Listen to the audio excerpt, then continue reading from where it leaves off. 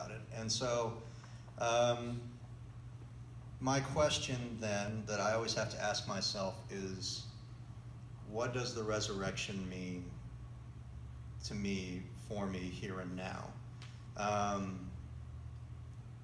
Because I've kind of said this before, right? If we're just celebrating that one person was resurrected 2,000 years ago, like that's good news, I guess, depending on how you feel about it. But like, if that's it, like basically we're looking behind or looking ahead, but there's nothing here, we're kind of left on our own in a really hard time.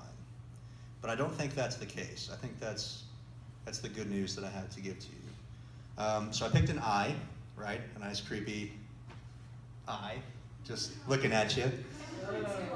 And the reason for that is because this phrase always sticks out to me in the scripture. It's verse 32. It's the last thing it said.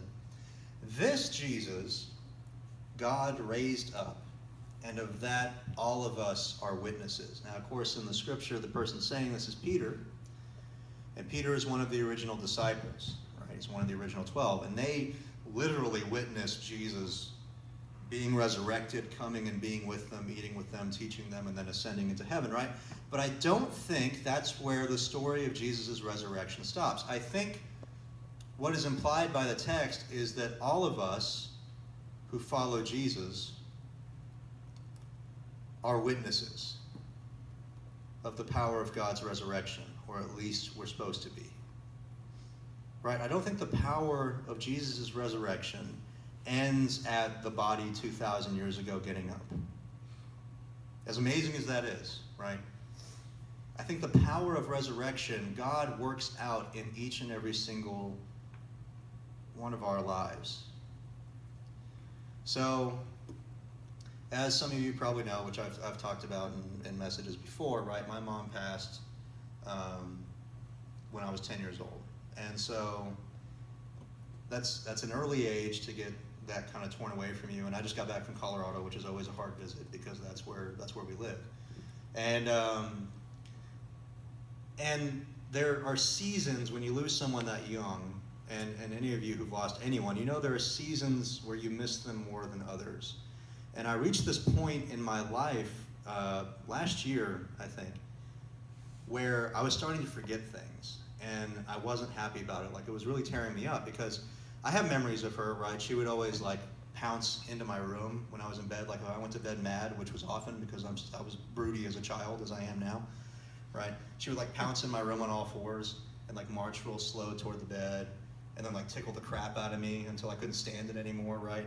You know, there are memories like that always stay with me, but there are things I couldn't remember, right? I started to not be able to remember her voice or her laugh or certain things about her personality, right? Because it's just been so long. And that was really tearing me up, and we were actually about to go to Colorado, right? And I was very stressed about this because I wanted to have some way to keep her alive, right? I didn't want her death to really be that final in my life to where I just kind of remembered that I had her as a mom, right? And I think that's a fear that we kind of all have when it comes to losing people and when we encounter death in the world, is we really don't want that to be the end of the game, right? We don't want that to be the end of the story. It's not how we want to remember them. But we were sitting in the airport, it was me and Becca, and we were sitting just by the windows in DFW waiting to get on a flight. We flew standby, which was the stupidest thing we could have done. And because that means you don't have a guaranteed seat, and all these dang military people kept getting our seats, so we stayed at DFW for like 2 days.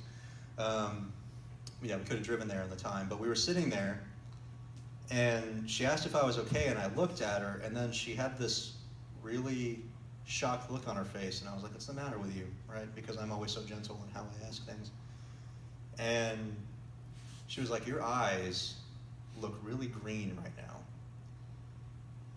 And that kind of stuck out for a minute because I'd never noticed this in 24 years of being alive.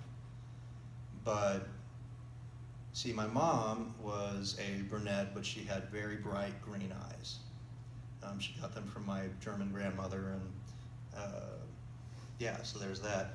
She had very bright green eyes, and I never noticed this, but around my pupils, And in certain lights, you can notice that I have a deeper green around my pupils. And that was something that I had never known before.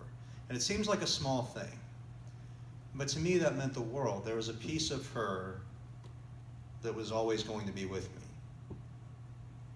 Right? And then on that trip, I was reminded that I laugh like her, that I smile like her. Right? We shared stories and all that kind of stuff. And that whole trip was a reminder to me that in a lot of ways, she was still with me. And it was a reminder to me that death can never have the final say. It just doesn't have the power. And so what does that have to do with the scriptures? That's exactly what we're told.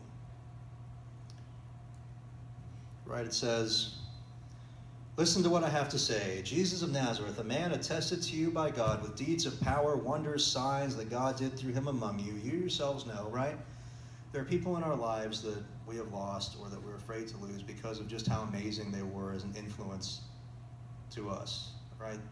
Like Jesus, there are amazing things God has done through them, right? I felt that way about my mom, but this man handed over to you according to the definite plan and foreknowledge of God, you crucified and killed by the hands of those outside the law, right? And there's the bad news, there's the death, but there's always a but when it comes to this conversation. Peter says it, he says, but God raised him up, having freed him from death, because it was impossible for him to be held by its power.